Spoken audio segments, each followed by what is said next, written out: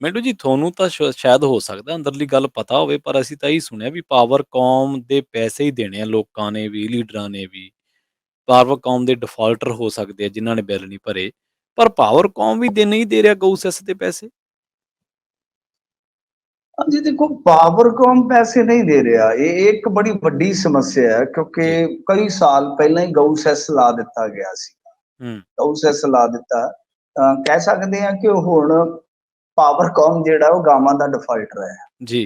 ਜਿਵੇਂ ਉਹ ਮਤਲਬ ਕਿ ਇਹਨਾਂ ਦੇ ਡਿਫਾਲਟਰ ਨੇ ਨਾ, ਵਿਲਫੁਲ ਡਿਫਾਲਟਰ, ਕਿਉਂਕਿ ਗਰੀਬ ਮਾਤਰਾਂ ਦੇ ਤੇ ਚਲੋ ਇਹਨਾਂ ਨੇ ਮਾਫ ਕਰ ਦਿੱਤੇ ਤੇ ਉਹ ਵਿੱਚ ਕੁਝ ਵਿਧਾਇਕ ਵਗੈਰਾ ਵੀ ਆ ਗਏ ਸਨ ਉਸ ਟਾਈਮ ਮਾਫੀ ਦੇ ਵਿੱਚ। ਉਹ ਮਾਤੜ ਵੀ 18-18 ਲੱਖ ਆਪਣਾ ਮਾਫ ਕਰਾ ਗਿਆ ਸੀ, ਕਰਾ ਗਏ ਜੀ। ਤਾਂ ਚਲੋ ਆਮ ਮਾਫੀਆਂ ਪੈ ਗਈਆਂ ਜੀ। ਪਰ ਇੱਥੇ ਪਾਵਰਕੌਮ ਮਹਿਕਮਾ ਹੀ ਗਊਆਂ ਦਾ ਡਿਫਾਲਟਰ ਹੋਇਆ।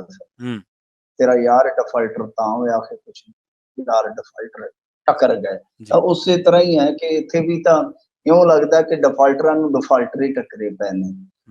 ਬੇਸਿਕਲੀ ਇਹ ਮੇਰੇ ਖਿਆਲ ਦੇ ਨਾਲ ਜੇ ਬੇਸ ਈਅਰ ਦੇਖੀਏ ਗਊ ਸੈਸ ਦਾ ਤਾਂ 16-17 ਸੀ, ਕਿਉਂਕਿ ਅਕਾਲੀ ਭਾਜਪਾ ਰਾਜ ਦੇ ਵਿੱਚ ਇਹ ਸਾਰਾ ਕੁਝ ਸਟਾਰਟ ਹੋਇਆ ਸੀਗਾ, ਕਿਉਂਕਿ ਉਦੋਂ ਗਊ ਕਮਿਸ਼ਨ ਬਣਾ ਦਿੱਤਾ ਗਿਆ ਸੀ ਬਾਕਾਇਦਾ। ਤਾਂ ਉਦੋਂ ਬਾਅਦ ਫਿਰ ਸਾਰਾ ਕੁਛ ਹੈ ਜਿਹੜਾ ਚੱਲਦਾ ਗਿਆ।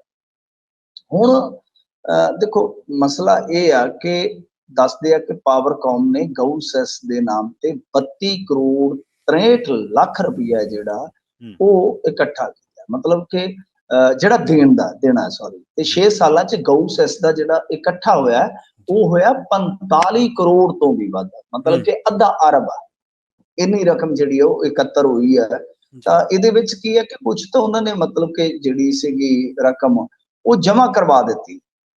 ਮਸਲਨ ਜਿਹੜੀ ਕੁੱਲ ਰਕਮ ਇਕੱਠੀ ਹੋਈ ਤਾਂ ਉਹ ਸੀ 45 ਕਰੋੜ 13 ਲੱਖ 81 ਹਜ਼ਾਰ 15 ਰੁਪਏ। ਤਾਂ ਜੋ ਜਮ੍ਹਾਂ ਕਰਾ ਦਿੱਤੀ 12 ਕਰੋੜ 49 ਲੱਖ 97 ਹਜ਼ਾਰ 708।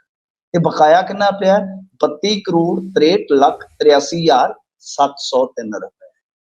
ਹੁਣ ਗੱਲ ਇਹ ਆ ਕਿ ਕੁਝ ਰੁਪਈਏ ਤੇ ਚਲੋ ਇਹਨਾਂ ਨੇ ਜਮ੍ਹਾਂ ਕਰਾ ਦਿੱਤੇ, ਕੁਝ ਛੋਟਾ ਜਿਹਾ ਹਿੱਸਾ, ਬਟ ਬਹੁਤ ਵੱਡੀ ਰਕਮ ਜਿਹੜੀ ਹੈ ਪਾਵਰਕੌਮ ਦੱਬ ਕੇ ਬੈਠਾ, ਨੱਪ ਕੇ ਬੈਠਾ, ਘੁੱਟ ਕੇ ਬੈਠਾ, ਕੁਝ ਵੀ ਕਹਿ ਸਕਦੇ ਹਾਂ। ਤੇ ਇਹ ਬੜੀ ਵਿਚਿੱਤਰ ਜੀ ਗੱਲ ਹੈ ਕਿ ਜਿਸ ਕਾਰਜ ਵਾਸਤੇ ਤੁਸੀਂ ਪੈਸਾ ਇਕੱਤਰ ਕਰ ਰਹੇ ਹੋ ਲੋਕਾਂ ਤੋਂ, ਜੀ ਫਰਜ਼ ਕਰੋ ਕੋਈ ਵੀ ਕੰਜ਼ਿਊਮਰ ਆ, ਉਹਦੇ ਤੋਂ ਤੁਸੀਂ ਇੱਕ ਕੋਈ ਵੀ ਸੈਸ ਲੈ ਰਹੇ ਹੋ ਕਿਸੇ ਨਾਮ ਤੇ, ਸਫਾਈ ਦੇ ਨਾਮ ਤੇ ਜਾਂ ਗਊ ਸੈਸ ਦੇ ਨਾਮ ਤੇ, ਕਿਸੇ ਵੀ ਨਾਮ ਤੇ ਲੈ ਰਹੇ ਹੋ, ਤਾਂ ਉਹ ਪੈਸਾ ਘੱਟੋ ਘੱਟ ਉਸ ਥਾਂ ਤੇ ਲੱਗਣਾ ਤੇ ਚਾਹੀਦਾ ਹੈ ਨਾ।